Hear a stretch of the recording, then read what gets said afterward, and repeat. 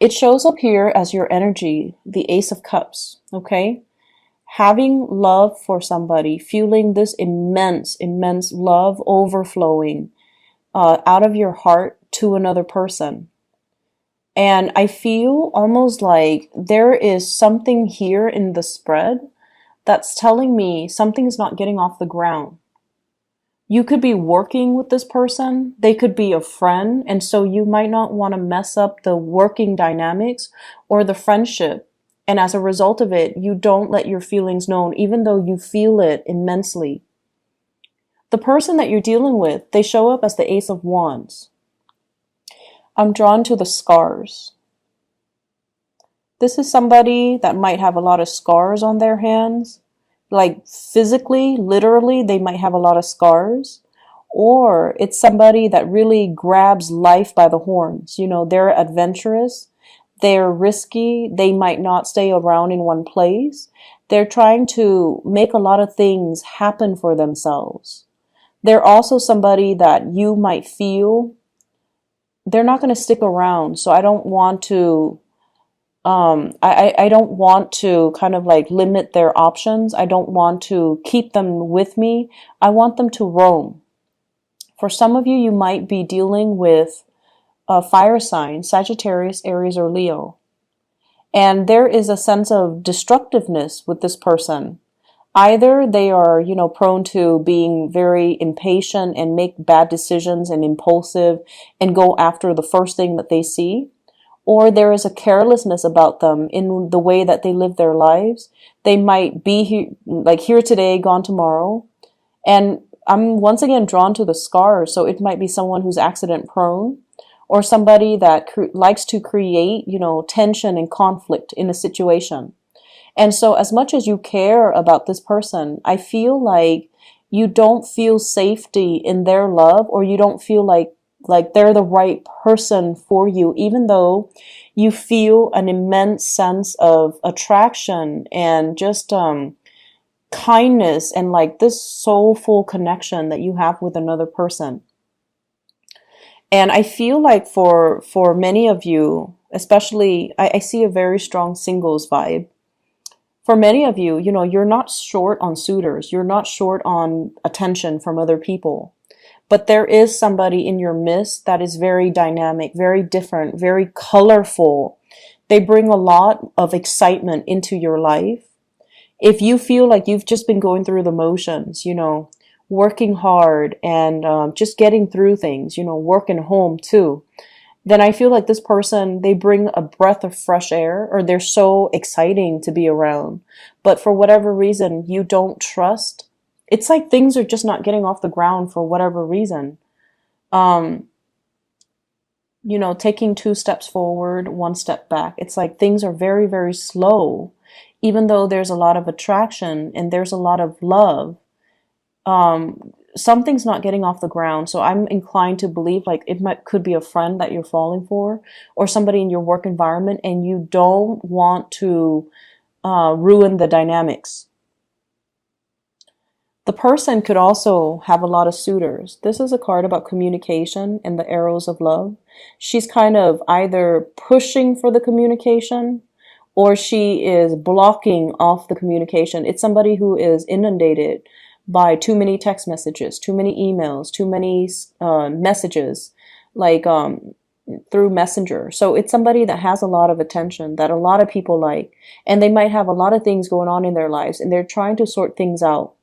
They're trying to manage, and they're trying to, they might have a lot of options as well. And so you see them as someone who's quite popular, very dynamic, very fun to be around, but you fear that as much as you love them and as much as you feel for them, you feel like they're not a safe choice. They're not a traditional type of a person that you would, normally go for. They're different. And so it can feel a little bit scary. It can feel a little bit scary. I feel like you're dating somebody or interested in somebody who is very different from the types that you dated in the past. So I feel like some of you, if you've been dating, for example, investment bankers, you're now drawn to, like a football coach. So it's like something very unconventional, and it's thrilling and exciting. It's somebody with a really good, like they have a lot of life experience under their belt, and it's somebody that has traveled a lot.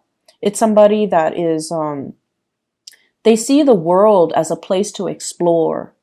And if they come to you and they're like, hey, let's go exploring, you feel like you can't really trust them to be a good relationship partner. Just because they're more adventurous, more daring, more of an adrenaline junkie, you feel like you can't really trust them as a relationship partner. But I feel like your assessment might not be accurate. They might be, into the adrenaline rush, but that doesn't mean they're going to carry that into their relationship and say like, oh, I'm not monogamous, because one person's not enough for me. I don't feel that way. So I feel like, what they do to find the thrill in other areas of their life doesn't really translate over into their love arena. So I feel like you might need to, really look at this person and how their patterns in relationships and how they live their lives. But I feel like they're very honest and very truthful. But I feel like something's not really getting off the ground because you fear the connection. I feel like for others of you, there's another relationship partner as well. And what I have is somebody that's offering you something very solid, someone who's very hardworking, somebody who's like a safer choice. They're predictable. They're romantic. They're also like, they don't leave when the going gets rough. And they're somebody that stays around. They don't really like to experiment. They like the tried and true, and they're like a creature of habit. And I feel like it might be, an earth sign, a Taurus, a Virgo, or Capricorn. And I'm also feeling like you might be drawn to a workaholic, not an alcoholic, a workaholic, someone that takes their jobs really, really, really seriously. They might be a little bit dull and boring, and they're all work, work, work, and they don't really talk about anything else. And I feel like you want to offer this person some fun, some excitement, but it just seems like you can never get past that friend zone, okay? For whatever reason.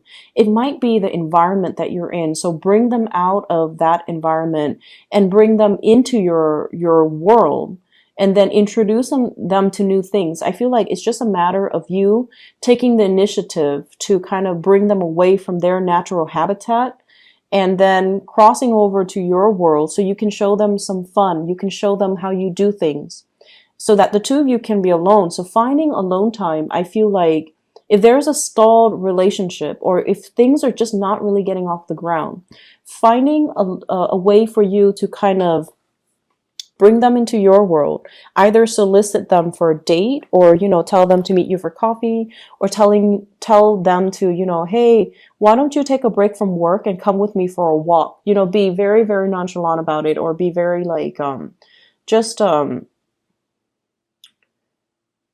be very, just don't come into it expecting, let's have a big date, just so you can make that initial connection with them and then get to know them a little bit better. Because I feel like your initial assessment might not be accurate about a specific person. And so I feel like there is someone who's very exciting, and then others of you who are dealing with someone who's like all work and no fun. And you find them really, really fascinating as well, even though, right off the bat, you feel like, oh, they're boring. They don't seem like they have anything else. They're just like so work focused. But I feel like your assessment of a person might not be accurate for this week. But either way, I feel many of you are naturally very, very drawn to another person, and you want to spend the time with them. I see many of you kind of like, every time, in conversation with other friends or other people, if their name comes up, you kind of, it rattles you a little bit.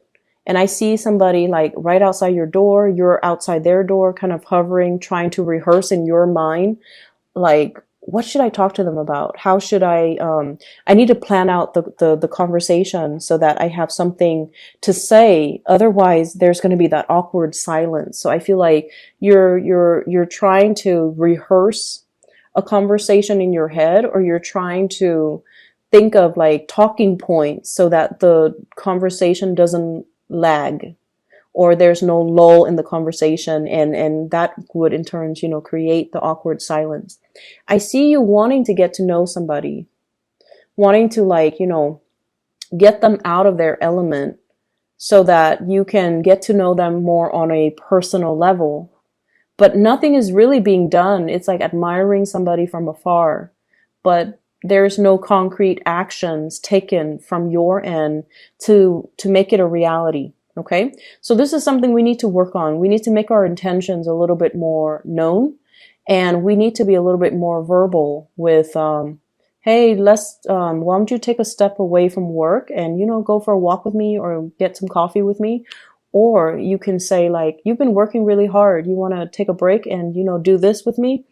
I feel like that would be a really non-threatening, non-committal way to spend time with somebody in a platonic way without giving your intentions away. So if you don't want them to know that you like them, but you want to spend one-on-one time with them, it would be a really good way for you to, get your foot in the door. Okay. Other areas of your life, Libras, I feel like the emotional life spilling into this spread here. And what I'm seeing here is, we have the Justice card, which is your card. And what is telling me is there needs to be a better balance of emotions and in the work environment, okay? Balancing out emotions in the work environment. And especially for those of you who are in positions of power. We have the Emperor here. This is someone who is very prominent, very revered and respected in the work environment. So if you are in a work environment where you're managing people, you're managing personnel, you need to learn to be very, very impartial and very fair. So that means treat one person the same way that you would treat another person. And, it seems very, very intuitive, right? But I feel almost like, and this is a natural inclination for all of us, we have people that we gravitate towards. We have people that we like more than others. We have people that we're a lot more compatible with than other people. And in a management position, we need to separate those personal relationships or those personal feelings in the way that we treat our personnel, in the way that we treat our coworkers, in the way that we treat other people. So erring on the side of fairness and integrity, I feel like that's going to be very crucial for you. It sets you apart as management material. And it also creates an environment, a really good working dynamics in the team atmosphere where people can come to you because they know that you are very impartial and they know that you are fair-minded and you won't, so that you will give proper advice to everybody. So I feel like, being a lot more impartial, being more understanding, and being a little bit more, it's like taking the moral road, okay? Taking the high road, living up to your true potential, being a really good leader, and being very impartial in how you deal with your subordinates. And then for others of you who are not in management, supervisory, positions, I almost feel like you might be experiencing this in a work environment where you are admiring somebody because of their ability to solve problems or their ability to be very impartial and very fair. Even if they don't like somebody, they don't make it known. They just treat everybody like one person is exactly like the next. And I feel like that's really going to create like a paradigm shift within you. And I feel like you are in awe and admiration of this person. I see some of you as well, thinking about possibly shifting into a new work environment or having to travel a lot for work. I see you signing up for assignments. I see you as well. I feel like we have here the Two of Wands and the Chariot. Both of these are travel cards, long distance travel, traveling in order to land a work assignment, traveling and then coming back and then disseminating information or sharing information. So I see like you traveling from one place to the next or going from your branch to another branch. seeing how they do things and then bringing that information and that knowledge back to your company and talking to a higher up, a supervisor or manager, and sharing the information. I see some of you as well, sometime for this week, being called upon to kind of like provide honest feedback on a person. And I feel like if you're one of your employees or one of your coworkers might put you down for a reference and you're getting some callback. And I feel like if you have somebody that you feel is underperforming, they ask you, can you be my reference? And you don't know what to say. You don't want to lie and say, yes, I will give you a sterling, letter of recommendation. But at the same time, you don't want to say, no, I will not, and hurt their feelings. So there are a lot of like middle ground things that you kind of need to work on. And there are just, honesty is the best policy. Okay. Don't worry about upsetting people. If they're upset, that's kind of on them. You need to be truthful and honest. And I just feel like you're kind of stuck between a rock and a hard place. You don't want to hurt someone's feelings, but at the same time, you might not feel like you want to recommend them for something. So I see that element coming in here. And I see you, whenever you're in a work environment, you work really hard.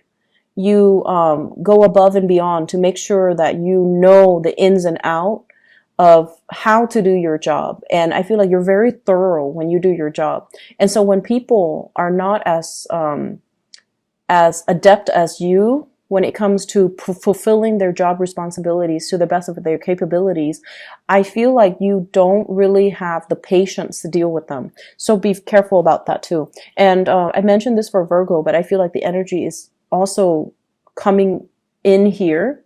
Honesty is the best policy. Err on the side of, neutrality, but at the same time, you are someone that people look up to. So make sure you set a good example.